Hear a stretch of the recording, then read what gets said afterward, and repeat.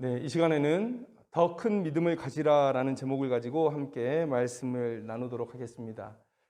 누가복음 18장에 우리가 불의한 재판장의 비유라고 명명하는 그런 이야기가 있습니다. 어떤 도시에 하나님을 두려워하지 않는 재판장이 있는데 한 과부가 자신의 원수에 대한 그런 원한을 풀어달라고 계속 찾아온다는 것입니다. 거절하고 거절했는데 귀찮은 거예요. 어느 날 생각해 보니까 이렇게 귀찮을 바에야 들어줘 버리자, 이렇게 생각했다는 것입니다. 그래서 원한을 풀어 주었다라는 얘기. 근데 우리가 여기까지 이렇게 이야기를 들으면 끈질긴 기도는 응답된다라고 생각할 수 있습니다. 물론 그렇게도 적용을 할 수 있으리라 생각이 됩니다. 그런데 예수님께서 그 이후에 하신 말씀이 있어요. 누가복음 18장 8절에 보면 내가 너희에게 이르노니 속히 그 원한을 풀어주시리라. 그러나 인자가 올 때에 세상에서 믿음을 보겠느냐 하시니라, 이렇게 말씀하고 있어요. 그러니까 이 원한을 풀어주신다라는 그 얘기는 무슨 얘기입니까? 계시록 21장 4절 말씀을 보면 주님이 오시는 날, 여기서 마지막 날로 표현되어 있는 그 날에는 모든 눈물이 닦여지는 날이고, 그리고 다시는 사망이 없고 애통하는 것이나 곡하는 것이나 아픈 것이 다시 있지 않는 날이라고 말씀하고 있습니다. 우리의 원한이 풀어지는 날이 그날이에요. 또 나중에 뭐라고 얘기했습니까? 인자가 올 때에 세상에서 믿음을 보겠느냐라고 얘기하고 있어요. 그러니까 이 불의한 재판장의 비유는 끈질긴 기도는 응답된다라는 것보다는 이런 어려운 상황 속에서도 믿음을 붙들고 끝까지 버틸 수 있는 그런 인내하는 믿음을 너희들이 가질 수 있겠느냐라는 그런 포인트가 있다라는 것이죠. 고난 중에도 내 삶의 목표가 보이지 않는 그 희미한 인생 가운데서도 인내할 수 있겠느냐, 그 인내하는 믿음을 너희들이 가질 수 있겠느냐라는 그런 얘기인 것이죠. 예수님은 이 말씀을 하실 때 마지막 때에 우리가 겪게 될 믿음의 위기에 대해서 알고 계시고 또 경고해 주시는 것으로 보입니다. 예수님의 관심은 항상 우리의 믿음에 있었어요. 왜 그렇습니까? 믿음은 과거나 지금이나 우리의 생명입니다. 구원입니다. 능력입니다. 믿음은 내세에 대한 약속이고 또 현세의 능력이에요. 이 믿음이 너무 중요한 것입니다. 그래서 예수님은 항상 우리의 믿음에 관심을 가지고 있었는데, 과연 우리도 이 시대를 살아가면서 예수님의 마음처럼 우리의 믿음에 관심을 가지고 있는가? 오늘 우리가 나사로의 부활의 이야기를 함께 나눌 텐데요. 예수님의 우리를 향한 유일한 바람이셨던 이 믿음, 이 믿음에 대한 당부, 간절한 외침을 우리가 듣는 귀한 시간 되었으면 좋겠습니다. 먼저 오늘의 이 이야기를 요약을 하자면 이렇습니다. 예수님께서는 마르다, 마리아, 나사로 이 남매를 사랑하셨습니다. 자주 교류가 있었던 것으로 보이는데 그 중에 나사로가 죽을 병에 걸렸던 것이죠. 그래서 마리아와 마르다는 사람을 보내서 예수님을 청합니다.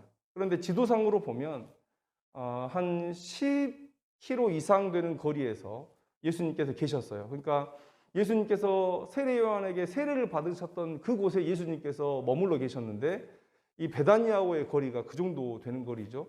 그러니까 우리가 하루를 열심히 걸으면 올 수 있는 거리일 수도 있겠고요. 또 많은 군중들이 함께 다녔기 때문에 뭐 넉넉 잡으면 이틀 정도 걸릴 수 있는 거리였다는 것이죠. 그런데 예수님께서는 어떠한 이유였는지는 모르겠지만 나중에 함께 나누겠지만 이틀을 더 그곳에서 유하시고 이틀 뒤에 출발을 하십니다. 그래서 예수님께서 도착하셨을 때는 이미 나사로가 죽은 지 나흘이나 된 뒤였다라는 거예요. 그러나 예수님은 하나님의 능력으로 나사로를 다시 살리셨다라는 것이 바로 오늘 이야기의 줄거리입니다. 그런데 오늘 본문에서 이렇게 보면 참 독특한 것이 예수님의 감정이 격하게 드러나 있다는 거예요. 예수님의 감정이 격하게 드러나 있다. 그래서 오늘 본문을 보시면 33절에 보면 심령에 비통히 여기시고 불쌍히 여기사, 이런 표현이 있고요. 35절 말씀을 보면 예수께서 눈물을 흘리시더라 라는 표현이 있고, 그 다음에 38절을 보면 이에 예수께서 다시 속으로 비통히 여기시며, 이렇게 얘기하고 있어요. 감정이 매우 격하게 드러나 있다는 것이죠. 오늘 우리가 이 본문을 보면 이렇게 생각할 수 있습니다. 이 감정이 나사로를 향한 것이겠거니. 왜 그렇습니까?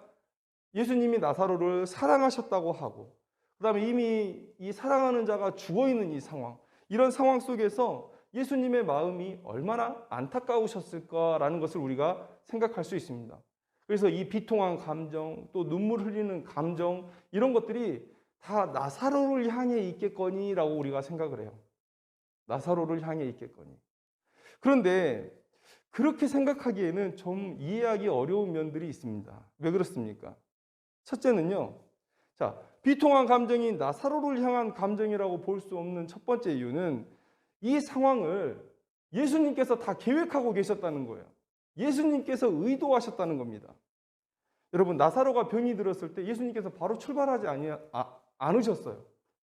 죽을 병에 걸려서 인편으로 사람이 와서 너무 지금 힘든 상황이다 라고 말을 했는데 예수님께서 바로 오지 않으셨습니다. 그리고 말씀하세요. 4절에 이 일을 통해서 하나님의 영광을 내가 드러낼 것이다.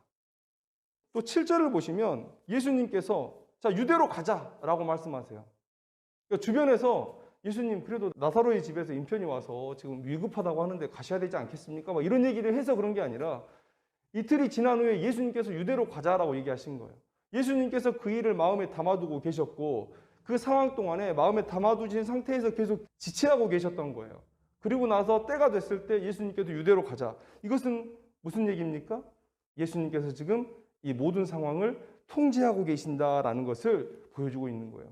다 예수님의 계획 안에 있는 거예요. 그 다음에 여러분 한번 생각해 보십시오.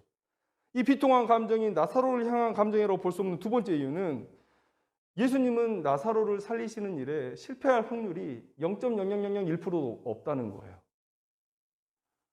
여러분, 예수님은 이렇게 고백하십니다. 내가 아버지의 일을 할 때 아버지는 나를 절대 홀로 두지 않으신다는 거예요. 내가 하나님의 영광을 위해서 일을 할 때 하나님의 능력이 항상 나와 함께 한다고 말씀하셨어요. 오늘 예수님은 나사로의 인편을 통해서 들었던 그 얘기, 나사로가 죽을 병에 걸렸습니다. 그 상황을 하나님의 영광을 드러낼 귀한 기회로 삼고자 하셨던 거예요. 하나님의 영광을 위해서 일하고 있습니다. 하나님의 능력이 예수님을 통해서 나타날 거예요. 실패할 확률이 0.00001%도 없습니다. 그런데 이런 상황 속에서 예수님께서 나사로를 보시면서 눈물을 흘리고 비통해 하시고 이럴 이유가 있겠는가라는 거예요. 예수님께서 비통해 하시고 눈물을 흘리셨던 이유는 무엇인가? 바로 믿음 없는 자들 때문이었습니다. 믿음 없는 자들. 오늘 33절을 보시면 이렇게 기록되어 있어요. 예수께서 그가 우는 것과, 여기서 그는 마리아를 얘기합니다. 마리아가 우는 것과 또 함께 온 유대인들이 우는 것을 보시고, 이들을 보시고 예수님께서 비통히 여기시고 불쌍히 여기셨다라는 거예요. 우리가 이후에 계속해서 좀 더 자세히 설명하겠지만 여러분, 마리아의 믿음은 마르다의 믿음과 달랐어요. 여러분, 또 45절을 한번 보겠습니다. 45절을 보면 마리아에게서 와서 예수께서 하신 일을 본 많은 유대인이 그를 믿었다라고 얘기하고 있어요. 그러니까 베다니에 살던 사람이건 가까운 예루살렘에서 왔던 사람이건 간에 많은 사람이 그곳에 모여 있었는데 그 마리아를 따라서 나사로의 무덤 가운데 온 사람, 또 그 이야기를 들은 많은 사람들 중에 예수를 믿는 사람들이 많아졌다는 거예요. 그것은 무슨 얘기입니까? 예수님께서 지금 이 비통해 하시는 이 상황, 이 눈물 흘리는 이 상황 속에서 그들은 아직 예수에 대한 믿음을 갖지 못했고 아직 구원받기 전이었다는 거예요. 믿음이 없는 사람이라는 거예요. 여러분, 그렇다면 지금 예수님은 지금 이 비통해 하시고 불쌍히 여기시는 이 장면은 분명히 마리아와 또 그 주변을 둘러싸고 있는 믿음 없는 사람들을 위한 비통함인데, 그러면 35절 말씀은 뭐냐? 예수께서 눈물을 흘리시더라. 이 말은 뭐냐? 분명히 나사로를 보고 흘리는 눈물인데 그렇지 않습니까? 여러분 한번 생각해 보십시오. 이 눈물은 나사로를 보고 흘린 눈물이지만 나사로 때문에 흘린 눈물이 아니에요. 나사로를 보고 흘린 눈물이지만 나사로 때문이 아니다.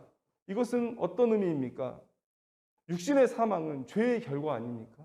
죄로 인해 죽을 수밖에 없는 그 많은 사람들, 그 주변에 믿음 없이 죽어갈 많은 사람들을 보시면서 눈물을 흘리시는 거라는 거예요. 여러분, 나사로는 지금 어디에 있습니까? 만약에 그가 죽었다면 하나님의 안식 아래에 있을 것입니다. 그 나사로를 보고 예수님께서 눈물을 흘리실 이유가 전혀 없는 거예요. 그런데 이 나사로의 죽음의 이 모습을 보고 눈물을 흘리는 것은 오버랩되는 거예요. 지금 나사로가 누워있는 그 죽음의 상태, 육적인 죽음의 상태와 지금 내 주변을 둘러싸고 있는 믿음이 연약한 자, 또 믿음이 없는 자들의 모습들이 오버랩되면서 그들이 사망의 종으로서 살아갈 수밖에 없구나라는 것들이 가슴 아프셨던 거예요. 여러분, 이제 좀 더 세밀하게 한번 들어가 보시죠. 아까 제가 마리아와 마르다의 믿음이 다른 것이다 라고 말씀드렸는데 한번 보겠습니다. 20절 말씀을 보면 마르다는 예수께서 오신다는 말을 듣고 곧 나가 맞이하되 마리아는 집에 앉았더라 이렇게 얘기하고 있어요. 여러분, 요한이 지금 마리아는 집에 앉았더라라고 명확하게 표시해 놓고 있습니다. 여러분, 마르다는 예수를 영접하기 위해 동구밭까지 나갔어요. 여러분, 왜 나갔습니까? 예수님께서 집에 오실 생각이 없으셨어요. 나사로의 집에 들어오실 생각이 없으셨단 말이에요. 왜요? 지금 예수님은 나사로가 죽어서 무덤에 장사된 것을 알고 있습니다. 그러면 무덤으로 가야지. 이 나사로를 살리기 위해서 무덤으로 가야지. 시체가 없는 집으로 갈 이유는 없다는 것이죠. 그러니까 예수님께서 마리아가 어떻게 하나 보자 하고 이렇게 계속 기다리신 것이 아니에요. 네가 감히 나를 영접하지 않아? 이런 뜻이 아닙니다. 지금 동구까지 가서 지금 무덤으로 가려고 하신 거예요. 그러니까 당연히 마을로 들어가실 이유가 없었던 것입니다. 그런데 이 지금 마리아가 예수님을 영접하러 나오잖아요. 요한의 이 명시적인 기록은 마리아도 이미 예수님이 오신다는 소식을 들었다는 것을 알게 돼요. 여러분, 예수님이 얼마나 많은 인파를 몰고 다니십니까? 예수님이 오신다라고 얘기했을 때 얼마나 많은 사람들이 움직이겠어요. 그러면 그 움직이는 소란스러운 모습만 봐도 예수님이 오셨구나라는 것을 직감적으로 알 수 있을 거예요. 왜냐하면 마르다와 마리아와 나사로는 오래도록 예수님과 교제가 있는 그런 관계였기 때문에 그렇습니다. 그런데 안 나왔던 거예요. 그런데 나중에 마르다가 예수님을 만난 이후에 집으로 뛰어옵니다. 그리고 나서 얘기해요. 선생님께서 너를 부르신다라고 한 이후에 그가 움직여요. 너를 부르신다라고 얘기했을 때. 여러분, 그리고 한번 생각해 보십시오. 예수님이 우리 오라비를 살릴 수 있는 능력이 있다라고 한다면 여러분 어떻게 하시겠습니까? 예수님이 오신다는 소식을 듣고 저 같으면 막 뛰어나가서 예수님 손잡고 바로 무덤으로 뛰어갈 것 같아요. 그렇지 않습니까? 지금 마르다의 모습이 바로 이런 모습이라는 거예요. 오늘 본문을 보시면 22절 말씀 한번 보세요. 그러나 나는 이제라도 주께서 무엇이든지 하나님께서 구하시는 것을 하나님이 주실 줄을 아나이다 이렇게 얘기하고 있어요. 이 믿음이에요. 예수님은 자신의 뜻이 있으면 지금이라도 우리 오라비를 살릴 수 있다라는 믿음이 마르다에게는 있었던 거예요. 그러니까 간절한 거죠. 집에 있다가 곡하고 있다가 예수님 오신다는 얘기 듣고 무덤으로 갈 수 있는 최단거리로 가서 마중하는 거예요. 영접하는 거예요. 뛰어나간 겁니다. 그런데 마리아는 왜 그 자리에 앉아 있었을까요? 왜 그 예수님께서 자기 집까지 들어오시는 그런 긴 시간을 버리게 하려고 했을까요? 이미 늦었다고 생각했던 것이죠. 이미 늦었다라고 생각한 거예요. 그리고 여러분 23절, 27절의 말이 또 힌트가 될 수 있습니다. 마르다의 믿음을 볼 수가 있어요. 이 말 속에서. 예수님께서 마르다에게 말씀하십니다. 내 오라비가 살아나리라. 그런데 이렇게 말했는데 지금 마르다와 예수님의 말하는 포인트가 맞지 않아요. 이후에 일어나는 사건들을 볼 때 예수님은 분명히 나사로를 살리실 것을 지금 말씀하고 계시는 거예요. 그런데 이 마르다가 뭐라고 얘기합니까? 마지막 날 부활 때에는 다시 살아날 줄을 내가 아나이다 라고 얘기하는 거예요. 죽은 자의 부활, 예수님이 재림하실 때에 있을 죽은 자의 부활의 이야기를 지금 하고 있는 거예요.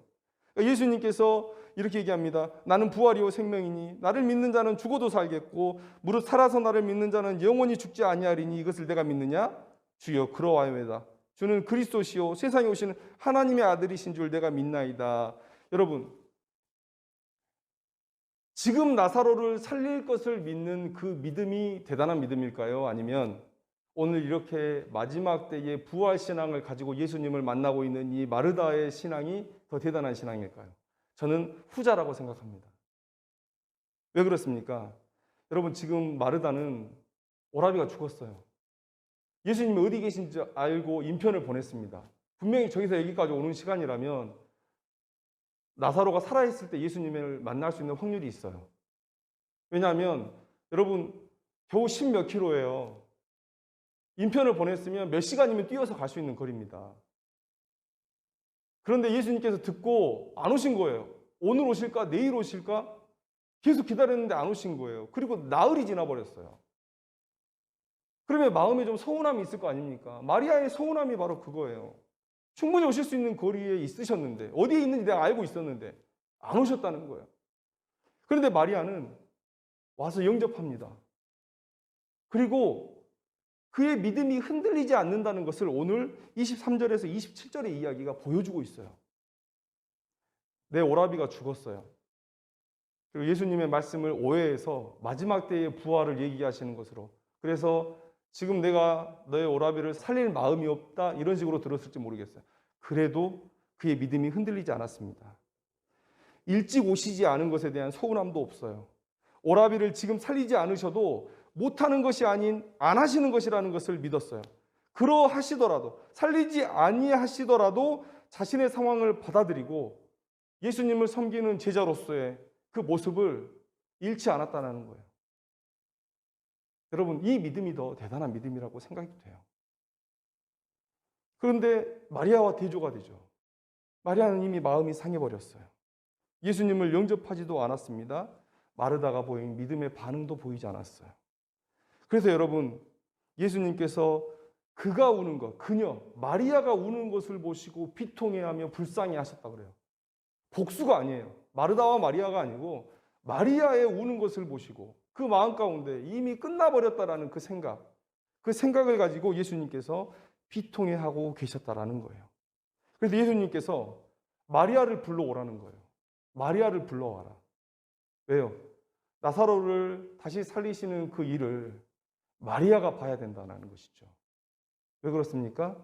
예수님은 나사로를 살리는 이 역사를 통해서 마리아의 마음을 위로하고 그 믿음을 다시 한번 고양시키려는 그런 마음의 의도가 있었던 것이죠. 마리아는 믿음은 있었어요. 그런데 형제를 잃은 슬픔 가운데 마음이 상했습니다. 그래서 마땅히 보여야 할 믿음을 보이지 못했습니다. 예수님은 그 마르다와 마리아의 믿음의 차이를 보시고 마리아를 바라보시면서 비통해 하셨다라는 거예요. 불쌍히 여기셨다라는 거예요. 자, 이게 지금 마르다와 마리아의 차이입니다. 또 예수님께서 누구를 보고 비통해 하시고 불쌍히 여기셨냐면 바로 함께 온 유대인들이 우는 것을 보시고 비통해 하셨다라는 거예요. 자, 37절 말씀 한번 보십시오. 그중 어떤 이는 말하되 맹인의 눈을 뜨게 한 이 사람이 그 사람은 죽지 않게 할 수 없었더냐 이렇게 얘기하고 있습니다. 그들 안에 지금 예수님의 하나님의 아들 되심이나 메시아 되심에 대한 믿음이 아직 자리 잡고 있지 않은 거예요. 이전에 이스라엘 역사 속에 있었던 많은 이적을 보였던 그냥 선지자 정도? 이 정도의 믿음을 지금 가지고 있다라는 것이죠. 그런데 요한은 이 말씀을 들은 예수님의 반응을 이렇게 기록하고 있습니다. 38절에 이에 예수께서 다시 속으로 비통 여기시며, 여기서 중요한 단어는 이에라는 단어하고 다시라는 단어예요. 이에 그들이 믿음 없는 얘기를 하는 것을 들으시고 이런 거예요. 그 이에라는 의미는, 그 다음에 다시 비통해 하다는 얘기는 무엇입니까? 앞에 마리아를 통해서 비통해 하셨던 감정, 그 믿음 없음을 지금 보고 있기 때문에 똑같은 감정을 느끼시는 거예요. 그래서 비통해 하셨다라는 거예요. 자, 마리아 때와 다른 것은 뭡니까? 마리아 때는 믿음이 있는 사람인데 시련 속에서 믿음이 연약해진 거예요. 믿음이 흔들리는 거예요. 그런데 이 사람은 지금 믿음이 없어요. 예수가 누구냐, 믿어야 될 사람이냐, 말아야 될 사람이냐, 아직 그것도 분간하지 못하는 사람이에요. 여러분, 예수님은 이렇게 오늘 나사로의 부활의 사건 속에서 믿음이 연약한 자, 또 믿음 없는 자들을 향해서 안타까운 마음을 가지고 계십니다. 그리고 비통해 하시고 또 불쌍히 여기세요. 그럼 예수님께서 뭘 하셨겠습니까? 당연히 그들에게 믿음을 줄 수 있는 그런 사건을 예수님께서 계획하셨다는 것이죠. 바로 이것이 오늘 나사로의 이 부활 사건의 이야기예요. 예수님께서 왜 이틀을 유하시고 지금 오셨는지 그 이유가 된다는 것이죠. 그래서 우리 15절 말씀을 보면 예수님께서 이 상황을 지금 어떻게 사용하실지를 얘기하시는데, 내가 거기 있지 아니한 것을 너희를 위하여 기뻐하노니 이는 너희로 믿게 하려 함이라. 믿게 하려 함이라. 예수님은 지금 믿음을 위해서 이 일을 하고 계신다는 것을 오늘 우리에게 보여준다는 거예요. 여러분, 예수님의 의도가 9절에서 10절 말씀에 잘 나와 있습니다. 낮이 12시간이 아니냐? 사람이 낮에 다니면 이 세상의 빛을 보므로 실족하지 아니하고 밤에 다니면 빛이 그 사람 안에 없는 거로 실족하느니라. 여러분, 이 말씀은 해 떨어지기 전에 이동하자 이런 얘기가 아니죠. 해 떨어지기 전에 빨리 가자, 낮에 행동하자 이런 얘기가 아니죠. 여러분, 이 세상의 빛은 바로 예수님 아닙니까? 예수님이 진리의 빛을 드러내실 때 백성들은 낮을 사는 거예요. 근데 예수님은 이 땅에 있는 동안 예수님의 그 진리의 빛을 더 열심히 비추셔야 돼요. 더 열심히 사역하셔야 돼요. 예수님의 빛으로 진리를 깨달아요. 그 진리의 깨우침이 많은 사람들을 믿음으로 인도해 가는 거예요. 자, 우리 백성들의 믿음을 위한 일을 하러 가자. 지금 예수님은 이 얘기를 하는 거예요.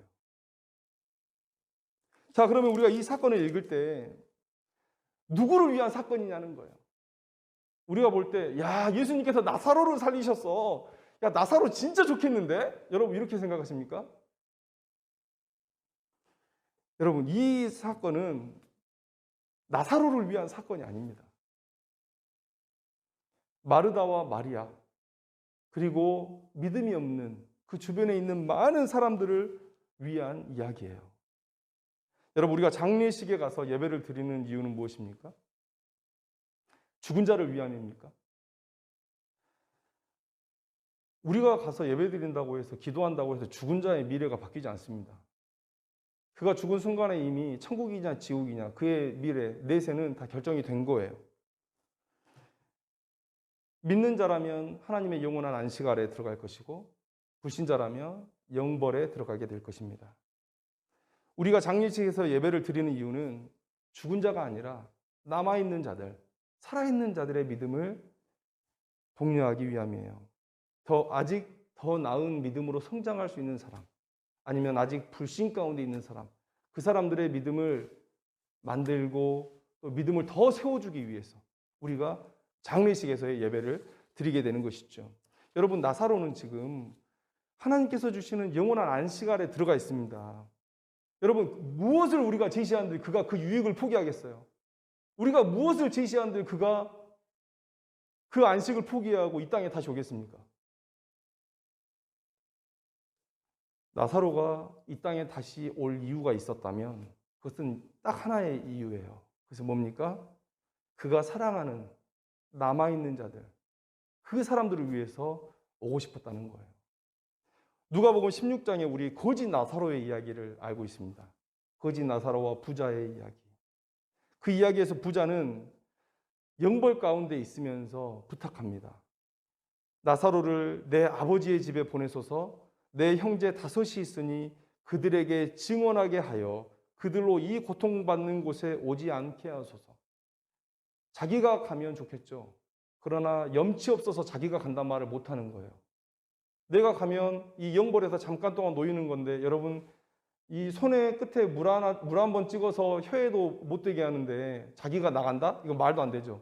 염치 없어서 말을 못해요. 그러니까 아브라함의 품에 있는, 하나님의 안식 가운데 있는 저 나사로를 보내달라고 얘기하는 거예요. 하나님의 안식 안에 있는 나사로가 우리가 무엇으로 유혹한들 그가 그 안식을 포기하겠어요? 이 세상에 나사로를 위로할 만한 더 큰 안식이 있습니까? 나사로가 누릴 만한 더 큰 안식이 있어요? 아니요. 그가 사랑하는 사람을 위해서 지금 다시 이 땅에 내려온 것입니다. 여러분, 오늘 나사로의 부활 사건에서 예수님의 관심은 죽은 나사로가 아니에요. 오직 살아서 믿음을 보여야 할 남아있는 자들을 위한 것이에요. 여러분, 그러니까 우리가 자꾸 그래요. 아니 왜 이틀을 유하시고 지금 오셔가지고 나사로를 죽게 만드셨냐고. 여러분 이거 얼마나 유치한 생각입니까? 예수님이 늦어서 나사로가 죽었잖아요. 근데 나사로는 그렇게 생각 안 해요. 나사로는 그렇게 생각 안 한다고요. 이런 불평을 하지 마십시오. 다 우리를 위함이에요. 다 우리를 위함이라는 것 우리가 기억해야 됩니다. 나사로가 당하는 어려움은 이 땅에서 죽은 것이 아니라 영원한 안식을 맛보고 있는 중에 다시 이 땅에 내려온 거예요. 나사로가 이 땅에 남아있는 자기 형제들을 위해서 또 믿음의 사람들을 위해서 지금 내려온 거예요. 이 이야기의 주인공은 나사로가 아닙니다.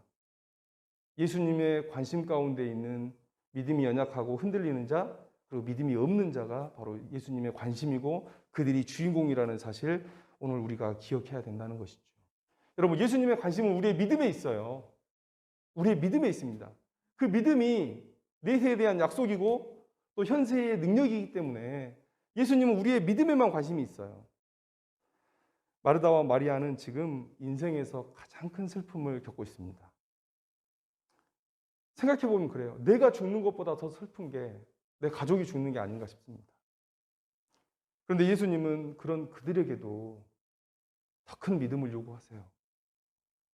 조금 참아주실 수 있는데, 아니 예수님 좀 참아주실 수 있잖아요. 근데 그런 상황에서도 예수님은 비통해 하세요. 여러분, 비통하다라는 단어 의미 알고 계세요? 비통하다? 그 신약 성경에 찾아보니까 5번 쓰였어요. 비통하다라는 단어. 이게 헬라어로 엠브리마오마이라는 단어인데 이게 5번 쓰였습니다. 그런데 요한복음에서만 비통하다라는 단어로 쓰였고요. 다른 복음서에서는 뭐라고 쓰였냐면 엄히 꾸짖다라는 단어로 쓰였어요. 책망하다 이런 단어로 쓰셨어요. 그러면 무슨 얘기입니까? 이 상황에서 맞추어서 이 엠브리마오마이라는 단어를 해석해 보면 예수님께서 백성들의 믿음이 연약하고 믿음이 없는 모습을 너무너무 안타까워하신다는 거예요. 속에서 이 엄한 책망이 솟아오를 정도로. 근데 지금 이 장례를 치르는 이 자리에서 책망할 수는 없어서 예수님께서 그저 이렇게 비통해 하시는 것으로 표현하고 있지만 그들의 믿음 없음을 책망해야 할 정도로 예수님께서 정말 그들의 믿음을 독려하는 게 간절하시다라는 그런 것을 오늘 표현하고 있다는 거예요. 여러분, 예수님은 오늘 정말 큰 이벤트를 준비하신 겁니다. 18절 보시면 베다니는 예루살렘에서 가깝기가 한 오리쯤 되매 많은 유대인이 마르다와 마리아에게 그 오라비의 일로 위문하러 왔더라 이렇게 얘기하고 있어요. 여러분, 저는 이 말씀을 읽으면서 이런 생각을 해요. 요한이 베다니와 예루살렘이 가깝다는 얘기를 해야 될 정도로 그렇게 사람이 많이 온 거예요, 지금. 사람이 너무 많이 와서 사람이 이렇게 많이 온 것에 대한 근거를 제시해야 될 정도로, 이유를 제시해야 될 정도로 지금 사람이 많이 온 거예요. 예수님은 이렇게 많은 사람들 앞에서 지금 나사로의 부활 사건을 행하신 거예요. 왜 그렇습니까? 많은 사람들이 믿게 하기 위해서 오늘 이 사건을 지금 준비하셨다라고 말씀해요. 예수님의 관심은 우리의 믿음에 있습니다. 우리의 믿음 때문에 기뻐하시고 믿음 없음 때문에 가슴 아파하시는 그런 예수님의 모습. 예수님은 오늘 우리에게 말씀하세요. 믿음을 가져라. 더 큰 믿음을 가져라. 이 세상의 유혹과 풍파에 흔들리지 않을 더 큰 믿음을 가져라. 그리고 그 믿음을 내가 올 마지막 날까지 끈질기게 지켜라. 라고 오늘 예수님께서 오늘 우리에게 말씀하고 계시는 겁니다. 서두에 읽어드렸던 말씀. 그러나 인자가 올 때에 세상에서 믿음을 보겠느냐. 이 시대를 살아가면서 이 예수님의 이 말씀이 생각이 나요. 더 마음에 절절하게 다가옵니다. 오늘 우리가 다짐했으면 좋겠어요. 예수님께 믿음을 보여드리는 인생이 되었으면 좋겠습니다. 그래서 우리가 우리의 목적지를 바라보면서 우로나 좌로나 치우치지 않는 인생이 되었으면 좋겠습니다. 또 이 세상 살아가면서 빌빌대면서 꼬리 내리면서 사는 인생이 아니라 하나님의 자녀답게 하나님의 능력으로 우뚝 서서 하나님의 영광을 온 세상에 드러내는 그런 인생으로 살기를 원합니다. 믿음이 그 일을 가능하게 한다는 거예요. 오늘 마지막 때까지 예수님, 제가 그 믿음을 보여드리겠습니다 라는 각오로 살아가는 귀한 인생 되기를 주님의 이름으로 축원합니다. 기도하겠습니다.